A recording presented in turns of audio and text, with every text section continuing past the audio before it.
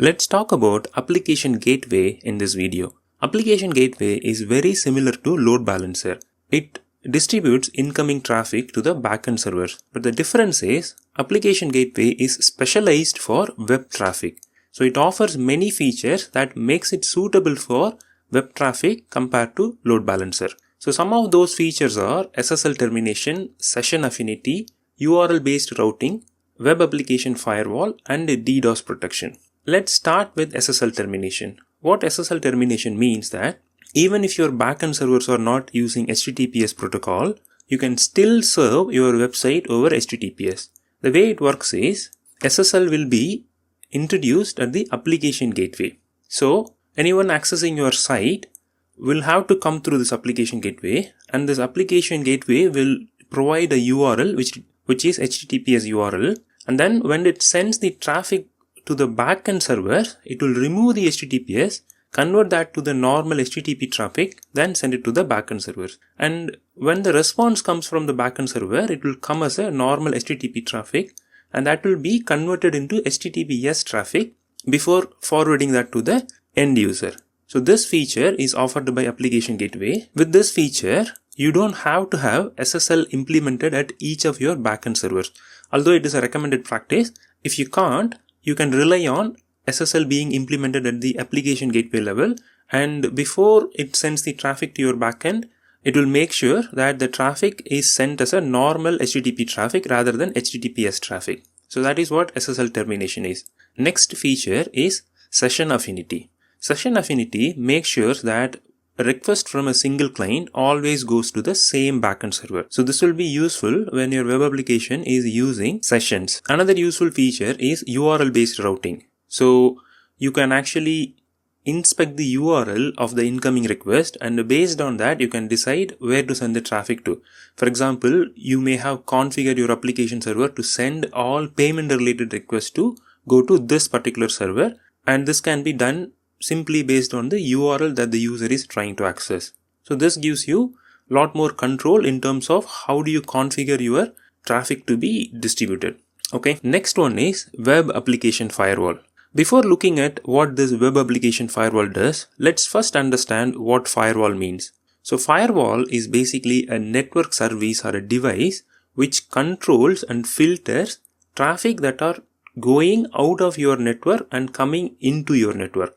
So this is your network and you have this firewall here. So any traffic that leaves this network will be monitored by this firewall, and if those traffics are not allowed, then they'll be removed. And similarly, any traffic which are coming into your network from the internet will also be monitored, and if those traffics are not allowed traffics, then they'll also be filtered out. So this is what firewall does. So firewall is normally used for monitoring and controlling the network activities. For example, if you don't want your office users to use social media, then you can have firewall to filter out all social media related traffic. Okay, so that's what firewall does.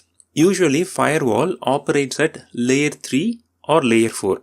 In some cases it will operate at layer 7 as well, but most of the time it will operate at layer 3 or layer 4, which is network and transport layer. And the protocol that they can monitor and inspect are TCP, UDP and ICMP. So we use ICMP at the network layer and TCP and UDP at the transport layer, which is layer 4, right? So that is what firewall is. Application gateway can provide similar mechanisms to firewall, but application gateway usually operates at layer 7, which is application layer, and the protocol that they can monitor and inspect is HTTP or HTTPS, because that is the protocol we use at the layer 7 for web applications, right? But in addition to that, it can detect web application specific attacks and it can stop them. For example, it can detect cross-site scripting, and it can even detect SQL injection. So that is what web application firewall is all about.